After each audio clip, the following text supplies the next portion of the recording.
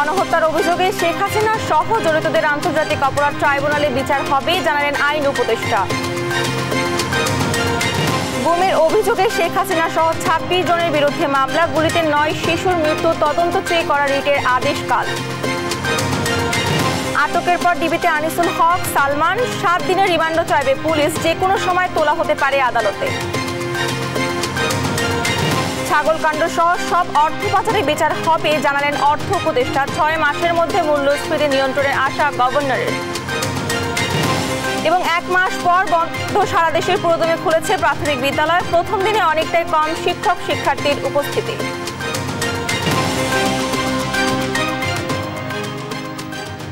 আমন্ত্রণ সংবাদ দুপুরে দেখছেন শিরোনামগুলো, সঙ্গে আছে আমি ডানা ইসলাম। এবারে বিস্তারিত। কোটা আন্দোলন দমনে গণহত্যায় সরাসরি জড়িত এবং হুকুমদাতাদের আন্তর্জাতিক অপরাধ ট্রাইব্যুনালে বিচার করা হবে বলে জানিয়েছেন আইন উপদেষ্টা ডক্টর আসিফ নজরুল। জানান, এই অপরাধে বিগত সরকারের প্রধানমন্ত্রী সহ সংশ্লিষ্টদের বিচার করা সম্ভব। এ সময় ১০ কার্যদিবসের মধ্যে বিচার বিভাগের সবাইকে সম্পদের হিসাব দেওয়ার নির্দেশনা দেন উপদেষ্টা। বিদেশে পাচার হওয়া অর্থ ফেরতে পদক্ষেপ নেওয়ার কথাও জানান তিনি। আরও জানাচ্ছেন আহাদ চৌধুরী। সচিবালয়ে নিজ দপ্তরে সাংবাদিকদের ব্রিফ করেন আইন, বিচার ও সংসদ বিষয়ক উপদেষ্টা ডক্টর আসিফ নজরুল। এ সময় বিভিন্ন ইস্যুতে কথা বলেন তিনি। শুধুমাত্র আমাদের মন্ত্রণালয়ে কোটা আন্দোলন ঘিরে জুলাই ও আগস্টে যে গণহত্যা হয়েছে তাতে জড়িত সবাইকে মানবতা বিরোধী অপরাধে বিচারের আওতায় আনার ঘোষণা দেন আইন উপদেষ্টা। জানান, সাবেক সরকার প্রধানকেও ছাড় দেওয়া হবে না। আমরা জুলাই গণহত্যা বলতে আমি অগাস্টের প্রথম 5 দিনে গণহত্যার কথা বুঝাচ্ছি। এটার জন্য দায়ী যে ব্যক্তিবর্গ আছেন, আন্তর্জাতিক অপরাধ ট্রাইব্যুনালে ওনাদের বিচারের জন্য আমরা ইতিমধ্যে একটা ছোটখাটো গবেষণার মতো করে দেখেছি এই আইনের অধীনে এই হত্যাকাণ্ডের সাথে জড়িত ব্যক্তিরা, আমরা পত্রপত্রিকায় দেখেছি, কিছু মন্ত্রীর নাম দেখেছি। বিদায়ী সরকারের প্রধানমন্ত্রী সহ অন্যদেরও যদি কমান্ড রেসপন্সিবিলিটি থাকে, আমরা সেটা পর্যন্ত খতিয়ে দেব। আয়নাঘরে ক্ষতিগ্রস্তরাও গুমের মামলা করতে পারবে জানিয়ে তিনি বলেন, সাইবার সিকিউরিটি আইন সহ নিবর্তনমূলক সব আইন সংশোধন বা বাতিল করা হবে। সাগররণী হত্যার বিচারের আশ্বাসও দেন তিনি। আয়নাঘরে যারা গুমের শিকার হয়েছেন, ইন্টারন্যাশনাল ক্রাইম ট্রাইব্যুনালে আসার স্কোপ তাদের রয়েছে। আপনারা মনে রাখবেন, এই ট্রাইব্যুনালে যে কোনো ব্যক্তি মামলা করতে পারে, এমনকি স্টেটও মামলা করতে পারে। গত 15-17 বছরে যারা নিহত হয়েছেন, গুম হয়েছেন, ওনাদের প্রতি আমাদের দায় রয়েছে হত্যাকাণ্ডের বিচার করা। যতগুলা নিবর্তনমূলক আইন আছে সেটা লিস্ট করেছি। ডেফিনেটলি আমরা এগুলি বাতিল বা সংশোধনে যেটা প্রয়োজন সেটা করব। আপনারা আমাদের উপর সারাক্ষণ চাপ রাখবেন। সাগররণী হত্যাকাণ্ডের বিচার না হলে জাতির কাছে আমরা সবাই দায়ী থাকব। বিচার বিভাগে কর্মরত সবাইকে 10 কার্যদিবসের মধ্যে দেশে বিদেশে থাকা স্থাবর অস্থাবর সম্পত্তির হিসাব দেওয়ার নির্দেশ দেন উপদেষ্টা।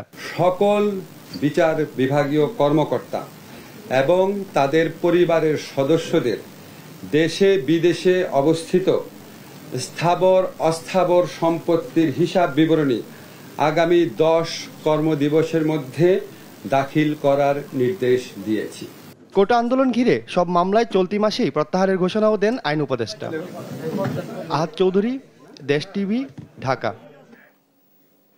গুমের অভিযোগে সাবেক প্রধানমন্ত্রী শেখ হাসিনা সহ 5 জনের নাম উল্লেখ করে 26 জনের বিরুদ্ধে মামলাটি উত্তরা থানাকে এজাহার হিসেবে নেওয়ার নির্দেশ দিয়েছে ফারজানা শাকিলা সুমু চৌধুরীর আদালত।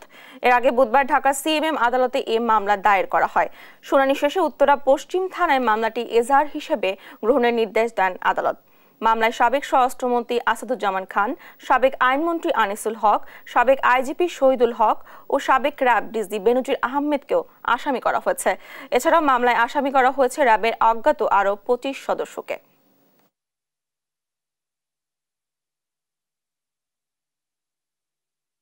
আমাকে একটা চেয়ারে বসিয়ে প্রায় ঘন্টাখানেক নির্যাতন করা হয় এবং পাশে পাথর টকবক করতেছিল গরম পানিতে এবং বলা হচ্ছিল যে আমি ওই দলের সমর্থক কেন, আমি যদি ওই দলের সমর্থক কেন হব, এবং বলা হয় যে এই গরম পাথর এখন তোমাকে দেওয়া হবে এবং ড্রিল মেশিন আমার পাশে ড্রিল মেশিন অন করা হয় যে এই ড্রিল মেশিন দিয়ে হাঁটু ফুটো করা হবে।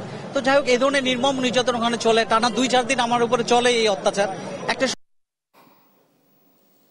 গুমের অভিযোগে সাবেক প্রধানমন্ত্রী শেখ হাসিনা সহ 26 জনের বিরুদ্ধে করা মামলায় বিস্তারিত জানাতে আদালত প্রাঙ্গণ থেকে যুক্ত হচ্ছেন সহকর্মী মাইনুদ্দিন আরিফ। আরিফ, গুমের মামলায় আসামি কারা কারা রয়েছেন, কি জানালেন আদালত? এই বিষয়ে বিস্তারিত আমাদেরকে জানাবেন।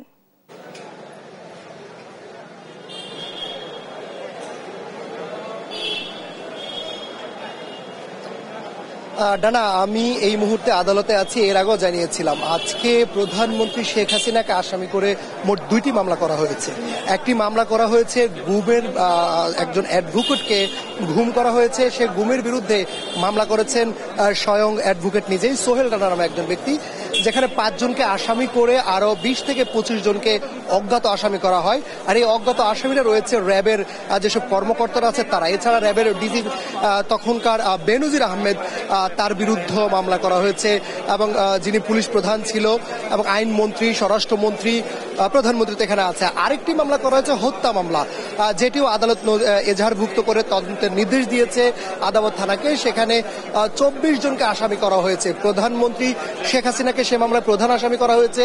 সেখানে সালমান এফ রহমানও রয়েছে, আইনমন্ত্রী, স্বরাষ্ট্রমন্ত্রী, পুলিশ প্রধান, ডিএমপি কমিশনার সহ মোট 24 জনকে আসামি করা হয়েছে। অর্থাৎ আজকে এই নিম্ন আদালতে প্রধানমন্ত্রীর নামে 2টি মামলা হয়েছে, এবং 2টি মামলাই তদন্তের নির্দেশ দিয়েছে। এবং যারা মামলা করেছে তারা খুব আশাবাদী যে খুব দ্রুততার সঙ্গে পুলিশ সেটি তদন্ত করে আদালতে রিপোর্ট জমা দিবে, এবং রিপোর্ট পরিপ্রেক্ষিতে সেটির ব্যবস্থা নেওয়া হবে। আরেকটি বিষয় জানিয়ে রাখি, যাকে গুম করা হয়েছে 2015 সালের ফেব্রুয়ারি মাসে তাকে গুম করা হয়, এবং গুম করে তাকে 6 মাসের বেশি সময় তাকে আটকে রাখা হয়, এবং তাকে যে শারীরিক এবং মানসিক যে নির্যাতনের কথা বলা হয়েছে সেগুলো তিনি বলেছেন।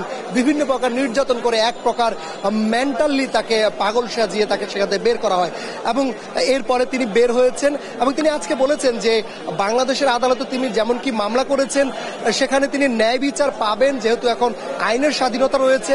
যদি এখানে কোনোভাবেই এই মামলার কোনো জটিলতা হয় সেক্ষেত্রে তিনি আন্তর্জাতিক আদালতেও প্রধানমন্ত্রীকে আসামি করে তিনি তার সেটা মামলা করবেন। এবং একই সঙ্গে দাবি জানিয়েছেন যে শুধুমাত্র আওয়ামী লীগ সরকার আমলে গুম খুন যেগুলো হয়েছে সেটা না, ভবিষ্যতে যেন এমন ধরনের আর কোনো গুম খুনের ঘটনা না ঘটে, সেটির যেন এই মামলার রায়ের মাধ্যমে স্বীকৃতি পায়, এবং এটি যেন এস্টাবলিশড হয় যে কোনোভাবেই কোনো মামলা কাউকে আর গুম খুন করা যাবে না। ডানা, আপনার মাধ্যমে আমাদের দর্শকদের আরেকটি বিষয় জানিয়ে রাখি, এখানে গতকালকে মূলত প্রধানমন্ত্রীকে আসামি করে আমরা দেখেছি যে একটি মামলা করা হয়েছে মোহাম্মদপুর একজন বাসিন্দা। সে মামলা দিয়ে মূলত প্রধানমন্ত্রীর বিরুদ্ধে মামলার সূচনা হয়েছে। আপনি জানেন দীর্ঘ 15 বছর ক্ষমতায় ছিল বাংলাদেশ আওয়ামী লীগ, এবং শাসন করার পরে 5 আগস্টে ছাত্রদের গণ অভ্যুত্থানে তিনি বাংলাদেশ ছেড়ে যান। এরপরে একে একে ভুক্তভোগীরা তাদের মুখ খুলতে শুরু করেছেন, যারা গুম হয়েছেন তারা কথা বলছেন, এবং যারা হত্যা হয়েছে ছাত্র হত্যা থেকে শুরু করে অন্যান্য হত্যার বিরুদ্ধে কথা বলছেন। এছাড়া আজকে আমরা আদালত প্রাঙ্গণে অনেককে দেখেছি যারা আহত তাদের ছেলে সন্তানদের ছবি নিয়ে এসেছেন, এবং তারা মামলা করবে এমনটি বলছেন। তো ডানা, এ ছিল আমার কাছে আদালত প্রাঙ্গণ থেকে সর্বশেষ সংবাদ। আরিফ, ধন্যবাদ আপনাকে। সাবেক প্রধানমন্ত্রী শেখ হাসিনা সহ 26 জনের বিরুদ্ধে করা মামলার বিস্তারিত জানাচ্ছিলেন আমাদের সহকর্মী। কোটা আন্দোলনের সময় হেলিকপ্টার থেকে করা গুলিতে নিহত 9 শিশুর তদন্ত চেয়ে করা রিটের আদেশ আগামীকাল। বিচারপতি শেখ হাসান আরিফের নেতৃত্বে হাইকোর্ট বেঞ্চ শুনানি হয়। এদিকে কারাবন্দীদের সঙ্গে সাক্ষাৎ বন্ধ করে জারি করা প্রজ্ঞাপন স্থগিত করেছেন আদালত। ফলে সাক্ষাতে আর বাধা থাকলো না। বিস্তারিত প্রতিবেদনে। কোটা আন্দোলনের সময় রাজপথের আন্দোলন দমাতে হেলিকপ্টার থেকে ছোড়া হয় গুলি, এতে নিহত হয় 9 শিশু। বুধবার শিশু নিহতের ঘটনায় ক্ষতিপূরণ ও তদন্ত চেয়ে করা রিটের শুনানি শেষ হয়েছে। এ বিষয়ে বৃহস্পতিবার আদেশ দেবেন আদালত। বিচারপতি শেখ হাসান আরিফের নেতৃত্বে দ্বৈত বেঞ্চে এ শুনানি হয়। শুনানিতে হেলিকপ্টার থেকে গুলি করা ও গুলি করার আদেশ কে দিয়েছে তা তদন্ত প্রয়োজন বলে মন্তব্য করেন হাইকোর্ট। এদিকে গেল 21 জুলাই কারাবন্দীদের সঙ্গে দর্শনার্থীদের সাক্ষাৎ সাময়িকভাবে স্থগিত করে প্রজ্ঞাপন জারি করে স্বরাষ্ট্র মন্ত্রণালয়ের সুরক্ষা বিভাগ। কালকে হিয়ারিং এর জন্য ছিল, কিন্তু অ্যাটর্নি জেনারেল টাইম দিছে। আজকে যেটা বলছি আজকে সেটা তিনি শুনছেন। আমার মূল সাবমিশনটা হলো যে মায়ের কোলে ঘরের ভিতরে ছাদের মধ্যে বাড়িতে থাকা অবস্থায়, বাড়ি পেরিফেরিতে থাকা অবস্থায় এই শিশু সন্তানরা গুলিবিদ্ধ হলো কিভাবে, এইটার একটা 3 সদস্য বিশিষ্ট জুডিশিয়াল ইনকোয়ারি কমিটি করতে হবে অ্যাট শার্প উইদাউট ডিলে। আমার পিটিশনটা এটি আছে। সেই প্রজ্ঞাপন চ্যালেঞ্জ করে হাইকোর্টে রিট করলে আত্মীয় স্বজন ও আইনজীবীদের দেখা করার সুযোগ দিতে নির্দেশ দেন হাইকোর্ট। যে অনেক বয়স্ক নারীরা তাদের ছেলেদের দেখতে এসছে, স্ত্রীরা তাদের স্বামীদের দেখতে এসছে, ছোট ছোট বাচ্চারা তাদের বাবাকে দেখতে এসছে, অনেকে তাদের বোন ভাইদেরকে দেখতে এসছে, কাউকে সেখানে ঢুকতে দেওয়া হয়নি। এখন যে অবস্থা, এই অর্ডারটা যদি এখন পর্যন্ত বহাল থাকে তার মানে হচ্ছে 3 সপ্তাহ ধরে যারা কারাগারে আছে বিনা বিচারে এবং যারা সাজাপ্রাপ্ত, কেউ কিন্তু তার স্বজনদের সাথেও দেখা করতে পারেনি, আইনজীবীদের সাথে দেখা করতে পারেনি। এই জন্য আমরা স্থগিতাদেশ চেয়েছি। আমরা জানি না এর মধ্যে এই আদেশটা পাল্টানো হয়েছে কিনা, আমরা আশা করছি পাল্টানো হয়েছে বা বাতিল করা হয়েছে। বুধবার বিচারপতি শেখ হাসান আরিফ ও বিচারপতি মোহাম্মদ বজলুর রহমানের হাইকোর্ট বেঞ্চ এ আদেশ দেন। মাহমুদ হাসান, দেশ টিভি, ঢাকা। হত্যা মামলায় সাবেক প্রধানমন্ত্রী শেখ হাসিনার বেসরকারি শিল্প ও বিনিয়োগ উপদেষ্টা সালমান এফ রহমান ও সাবেক আইনমন্ত্রী আনিসুল হককে 7 দিনের রিমান্ডে চাইবে পুলিশ। যে কোনো সময় তাদের আদালতে নেওয়া হবে। মঙ্গলবার সন্ধ্যায় তাদের গ্রেফতারের কথা নিশ্চিত করেন ঢাকা মেট্রোপলিটন পুলিশের কমিশনার মোহাম্মদ মাইনুল হাসান। জানান, গোপন তথ্যের ভিত্তিতে নৌপথে পলায়নরত অবস্থায় ঢাকার সদরঘাট এলাকা হতে সালমান এফ রহমান ও সাবেক আইনমন্ত্রী আনিসুল হককে আটক করা হয়। তাদেরকে নিউ মার্কেট থানার কর মামলায় গ্রেফতার দেখানো হয়, নেওয়া হয় ঢাকা মহানগর গোয়েন্দা কার্যালয়ে।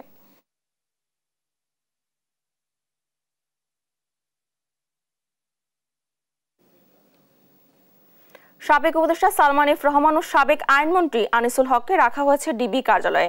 সেখান থেকে সরাসরি যুক্ত হচ্ছেন সহকর্মী শাহাদাত নিশাদ। সালমান এফ রহমান ও সাবেক আইনমন্ত্রী আনিসুল হককে মামলা সম্পর্কে বিস্তারিত আমাদেরকে জানাবেন।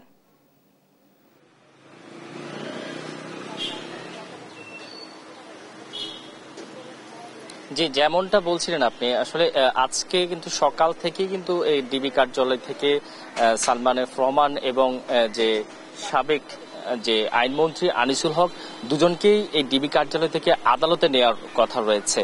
এবং সেই হিসেবে কিন্তু আমরা দেখছি এখন পর্যন্ত ডিবির যে প্রধান ফটক যেখানে রয়েছে সেই প্রধান ফটকে কিন্তু ব্যাপক আইন শৃঙ্খলা বাহিনীর উপস্থিতি এবং একই সাথে সেনাবাহিনীর উপস্থিতি রয়েছে।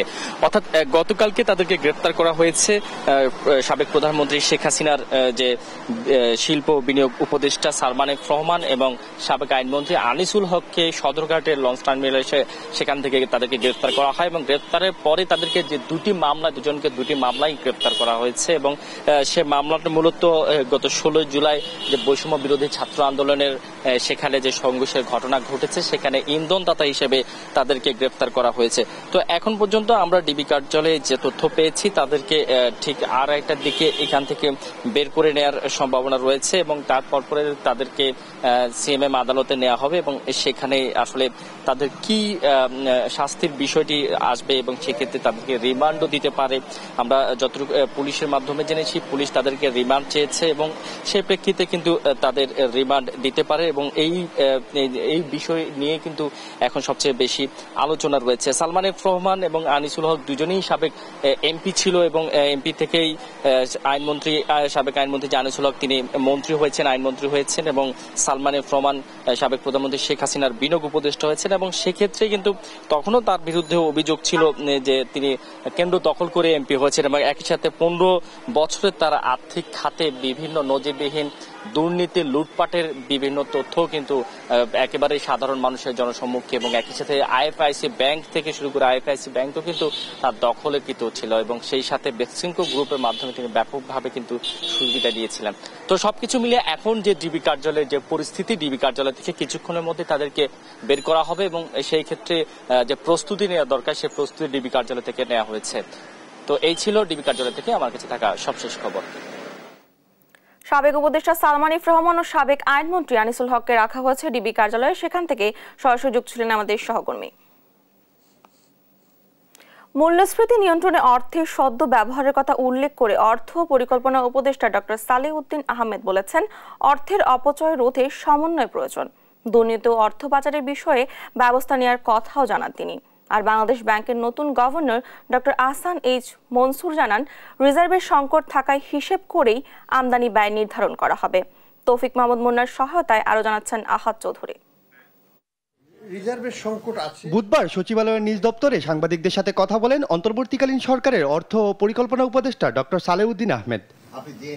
মূল্যস্ফীতি নিয়ন্ত্রণে অর্থের সদ্ব্যবহারের কথা উল্লেখ করে উপদেষ্টা বলেন, অর্থের অপচয় রোধে সমন্বয় প্রয়োজন। এই সমন্বয়হীনতার জন্য অর্থের অপচয় আমরা রোধ করতে হবে, আর অর্থের সুষ্ঠু ব্যবহার, সেটা দেশীয় সম্পদ হোক, বিদেশ থেকে ধার করা হোক, এই দুইটা কিন্তু আমাদের ক্রাইটেরিয়া। অপচয় করব না। দুর্নীতি ও অর্থ পাচারের বিষয়ে ব্যবস্থা নেওয়ার কথাও জানান ডক্টর সালেউদ্দিন আহমেদ। একজনকে তো শাস্তি দিতে হলে দুষ্টের দমন শিষ্টের পালন, আমি আগে বলি, দুষ্টের দমন করতে হলে প্রসিডিওর লাগবে।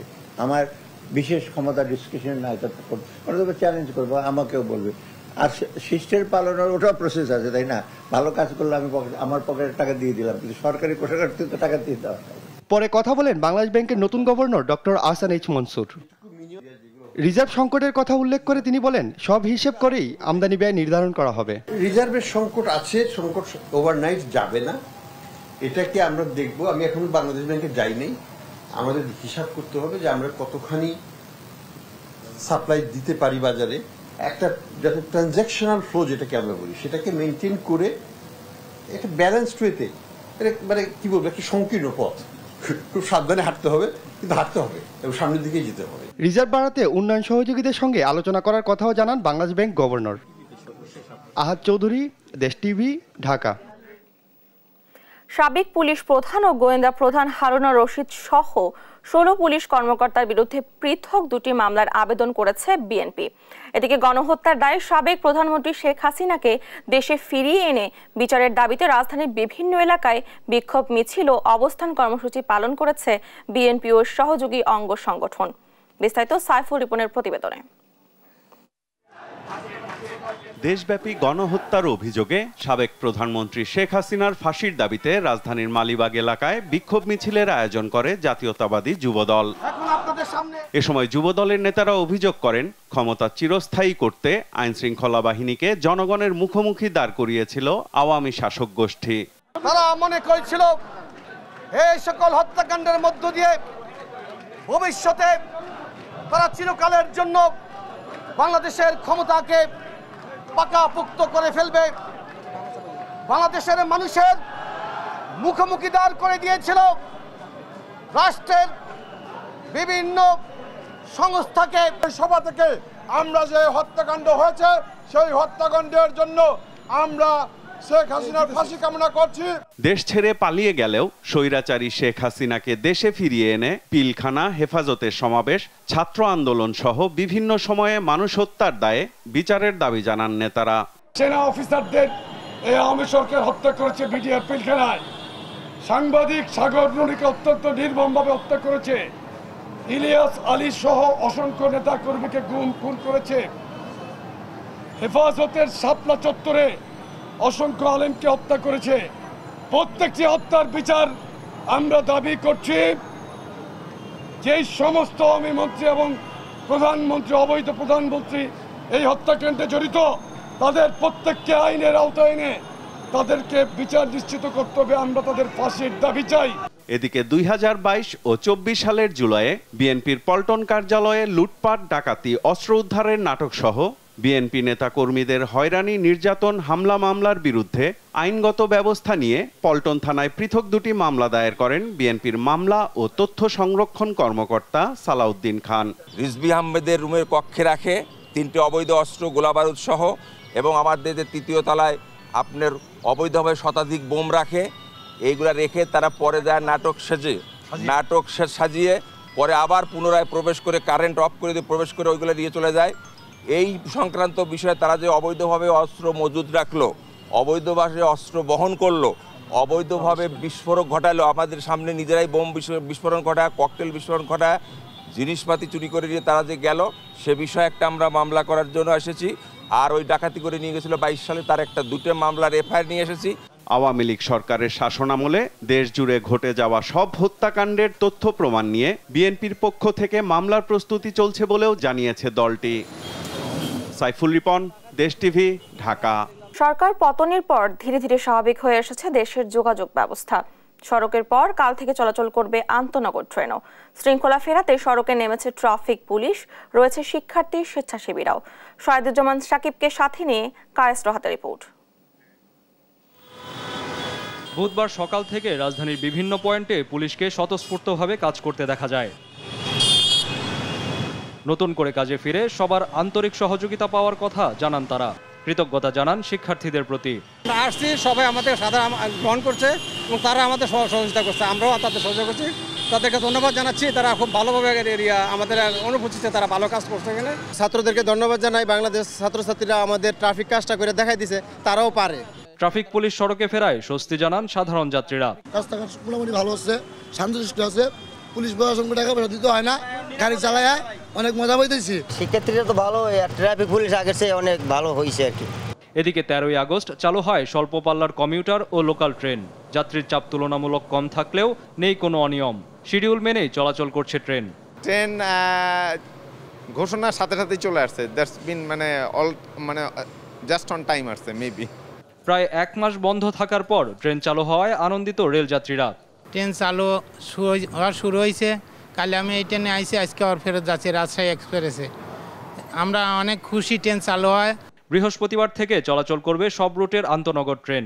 কর্তৃপক্ষ জানিয়েছে আগের মতোই অনলাইন অফলাইনে কেনা যাবে টিকিট। গত পরশুদিন থেকে আমাদের ট্রেন চলার সিদ্ধান্ত হয়, সেই মোতাবেক পরশুদিন আপনারা আমাদের থেকেই গুডস ট্রেনগুলো যা পণ্যবাহী ট্রেনগুলো চলাচল শুরু করে, গতকালকে থেকে লোকাল মেল কমিউটার ট্রেনগুলো চলাচল শুরু করেছে। আর আজকে আপনারা জানেন যে আগামীকালকে অর্থাৎ 15ই আগস্ট থেকে আমাদের আন্তনগর ট্রেন চলাচল শুরু করবে।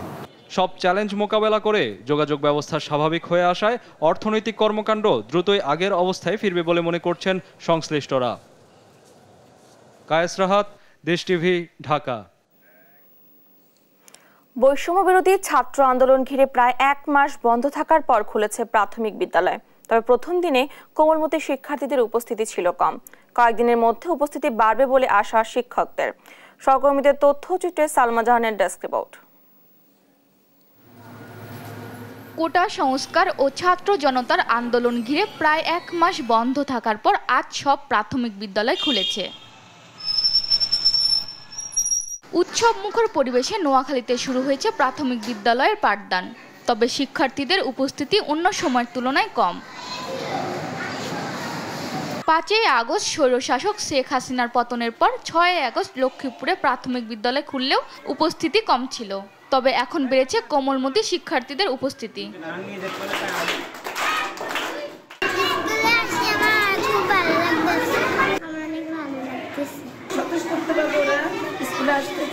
আমরা তাদের ক্লাস করব, যেভাবে সরকারি নির্দেশনা অনুযায়ী আমাদের পুরো ক্লাস শুরু হয়েছে এবং আমাদের প্রথম দিন হিসাবে আমাদের উপস্থিতি অনেক ভালো। ময়মনসিংহে খুলেছে প্রাথমিক বিদ্যালয়ের দরজা। শিক্ষার্থীদের মধ্যে এখনো আতঙ্ক না কাটায় ক্লাসে উপস্থিতি কম।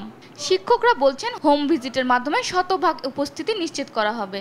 আগামী সপ্তাহ থেকে আমরা পুরো দমে চেষ্টা করবো আমার শতভাগ শিক্ষার্থী উপস্থিত রাখার জন্য। মাদারীপুরে 720টি প্রাথমিক বিদ্যালয় খুলেছে, তবে প্রথম দিনে শিক্ষার্থীদের উপস্থিতি কম। গ্রস্ত হয়েছে আমাদের বাচ্চাদের, তাদের জন্য আর কোনো সমস্যা না হয় সেই দিক যেন বিদ্যালয় কর্তৃপক্ষ দেখে।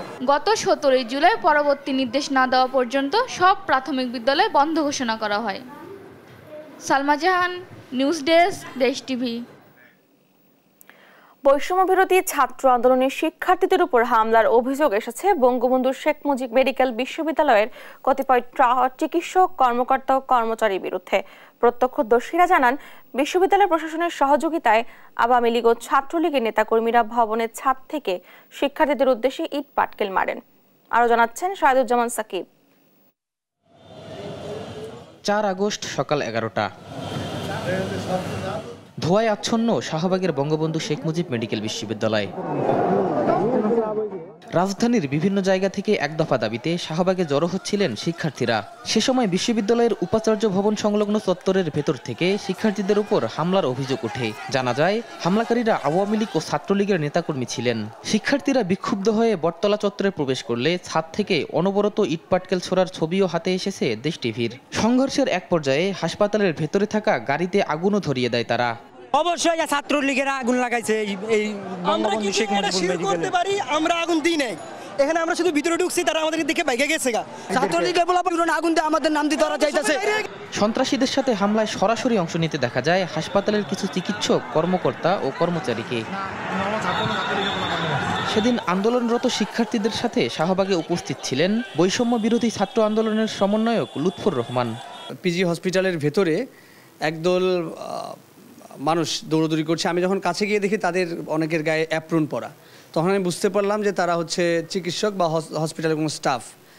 তো তারপরে যখন আমি ভেতরে ঢুকে দেখলাম যে অলরেডি হসপিটালের ভেতরে কয়েকটা গাড়িতে দাউ দাউ করে আগুন জ্বলছিল।